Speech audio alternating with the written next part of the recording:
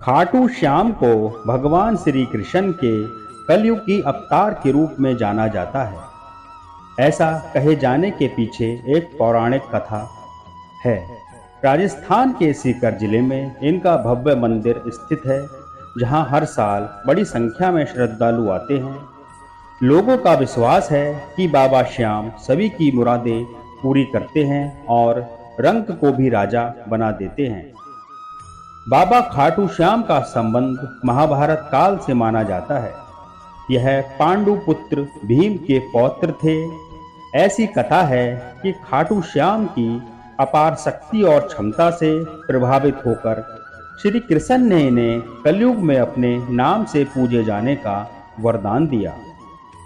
लाक्षागृह की घटना में प्राण बचाकर वन वन भटकते पांडवों की मुलाकात हिडिंबा नाम की राक्षसी से हुई। यह भीम को पति रूप में प्राप्त करना चाहती थी। माता कुंती की आज्ञा से भीम और हिडिंबा का विवाह हुआ, जिससे घटोत्कच का जन्म हुआ।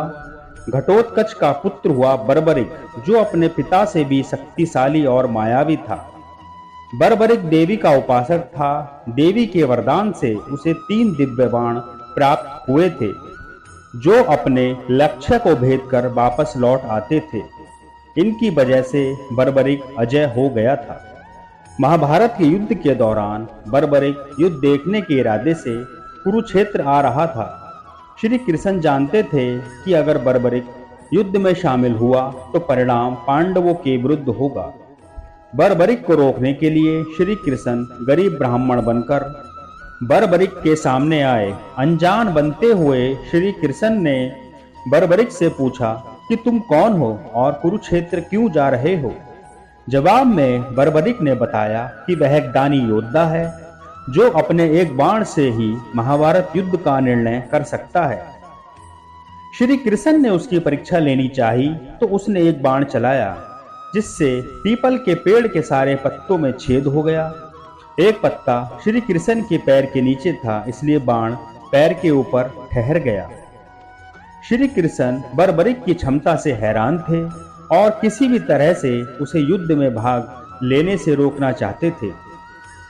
इसके लिए श्री कृष्ण ने बर्बरिक से कहा कि तुम तो बड़े पराक्रमी हो, मुझ गरीब को कुछ दान नहीं दोगे।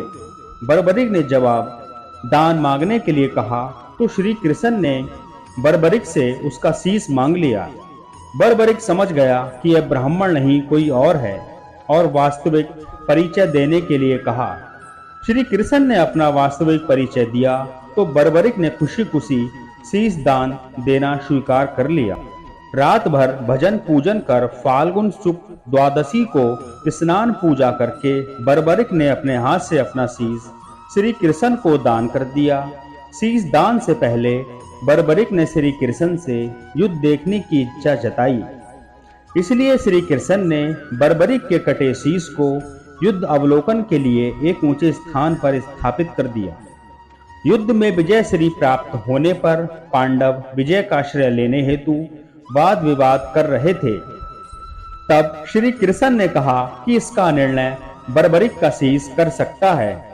बर्बरिक के शीश ने बताया कि युद्ध में श्री कृष्ण का सुदर्शन चक्र चल रहा था, जिससे कटे हुए वृक्ष की तरह योद्धा रणभूमि में गिर रहे थे। द्रौपदी महाकाली के रूप में रक्तपान कर रही थी। श्री कृष्ण ने प्रसन्न होकर बर्बरिक के उस कटे सिर को वरदान दिया कि कलयुग में तुम मेरे श्याम नाम से पूजित होंगे। तुम्हारे स्मरण मात्र से ही भक्तों का कल्याण होगा और धर्म, अर्थ, काम, मोक्ष की प्राप्ति होगी। स्वपन दर्शनोपरांत बाबा श्याम खाटू धाम में स्थित श्याम कुंड से प्रकट हुए थे। श्री कृष्ण विराट शालिग्राम रूप में संवत 1777 से खाटू श्याम जी के मंदिर में स्थित होकर भक्तों की मनोकामनाएं पूर्ण कर रहे हैं। प्रत्येक वर्ष होली के दौरान खाटू श्याम जी का मेला लगता है। इस मेले में देश विदेश से भक्तजन बाबा खाटू श्याम जी के दर्शन के लिए आते हैं। इस मंदिर में भक्तों की गहरी आस्था है। बाबा श्याम, हारे का सहारा, लगता तार, खाटू श्याम जी, मोरबी नंदन, खाटू का नरेश, श्री शीश का दानी, इन सभी नामों से खाटू श्याम को उनके भक्त पुकारते हैं।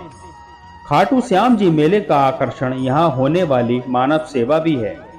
बड़े बड़े घराने के लोग आम आदमी की तरह यहाँ आकर श्रद्धालुओं की सेवा करते हैं। कहा जाता है ऐसा करने से पुण्य की प्राप्ति होती है।